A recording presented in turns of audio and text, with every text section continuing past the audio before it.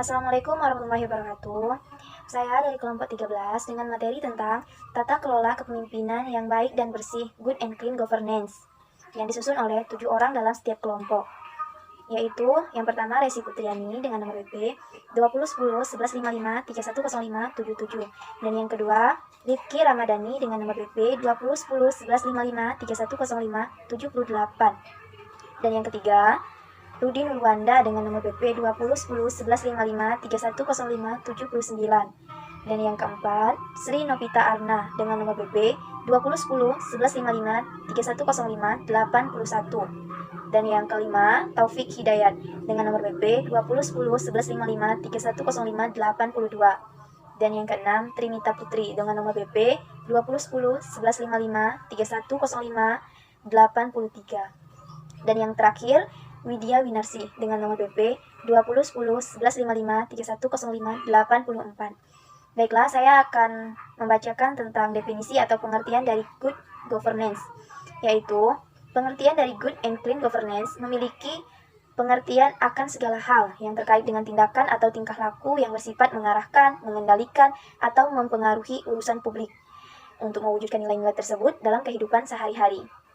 Yang B yaitu prinsip-prinsip pokok good and clean governance. Yang pertama, partisipasi semua warga negara mempunyai suara dalam pengambilan keputusan baik secara langsung maupun secara sah.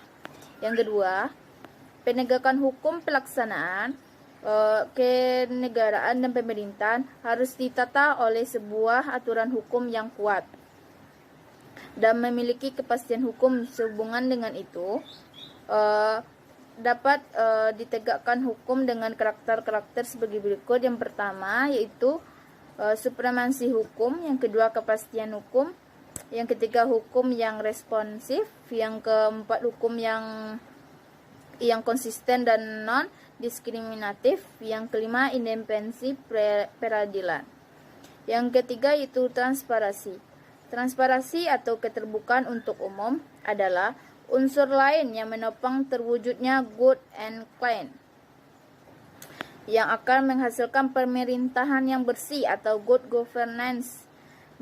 Menurut Gaftar terdapat 8 aspek mekanisme. Yang pertama, penegakan posisi jabatan atau kedudukan. Yang kedua, keyakinan pejabat publik. Yang ketiga, pemberian penghargaan penetapan kebijakan. Yang keempat, kesehatan. Yang kelima, moralitas para pejabat atau aparatur pelayanan publik. Selanjutnya, keamanan dan ketertiban. Dan yang terakhir, kebijakan strategis untuk pemecahan kehidupan masyarakat. Yang keempat itu responsif. Responsif adalah bahwa pemerintah harus responsif terhadap persoalan-persoalan masyarakat, di mana setiap asas responsif memiliki 2 unsur pemerintahan, yaitu etika individual dan etika sosial kultural. Yang kelima itu konsensus.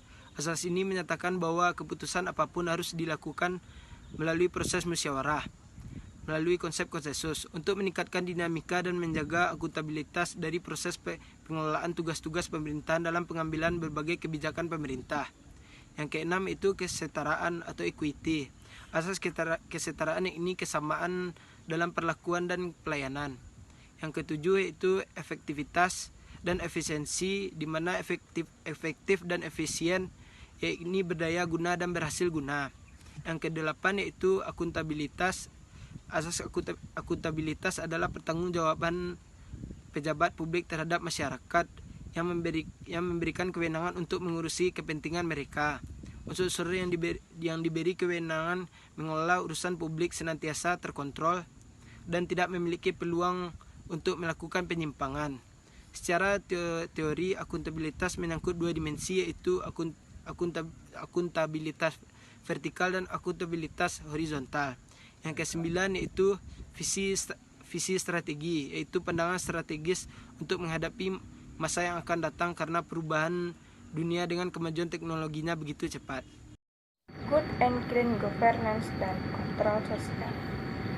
Keterlibatan masyarakat dalam proses pengelolaan lembaga pemerintahan pada akhirnya akan melahirkan kontrol masyarakat terhadap jalannya pengelolaan lembaga pemerintahan.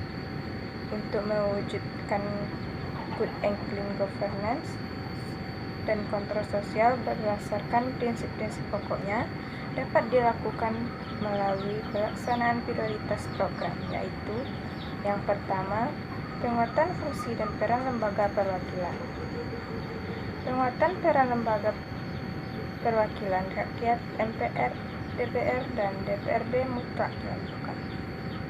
Yang kedua, kemandirian lembaga peradilan untuk mewujudkan pemerintahan yang bersih dan berwibawa berdasarkan good and clean governance. Yang ketiga, profesionalitas dan integritas aparatur pemerintah. Perubahan paradigma aparatur negara dari birokrasi elitis menjadi populis harus dibarengi dengan peningkatan profesionalitas. Yang keempat, penguatan lembaga peradilan.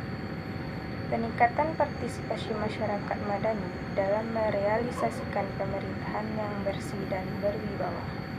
Yang kelima, perangkat kesejahteraan rakyat dalam kerangka otonom daerah. D. Tata kelola kepemerintahan yang bersih dan gerakan anti korupsi, kolusi, dan nepotisme atau biasa disebut dengan KKN.